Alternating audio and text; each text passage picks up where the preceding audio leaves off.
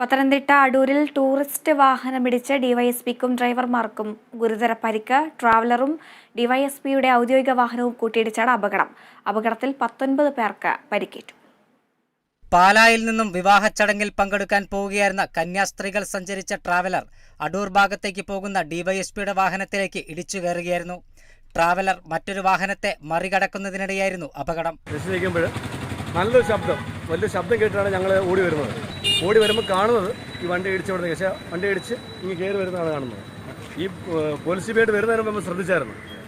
കുറച്ച് ഇവിടെ വന്നപ്പോഴേ ഇതിനകത്തില്ല, അതായത് ഈ പോലീസ് ജീപ്പിൽ ഡ്രൈവർക്ക് നല്ല ഇഞ്ചുറി ഉണ്ട്. പുള്ളിക്കാരനെ ഞങ്ങൾ 4 പേര് കൂടി കസാര ഉൾപ്പെടെ പൊക്കിയെടുത്താണ് വണ്ടിക്കകത്ത് കയറ്റുന്നത്.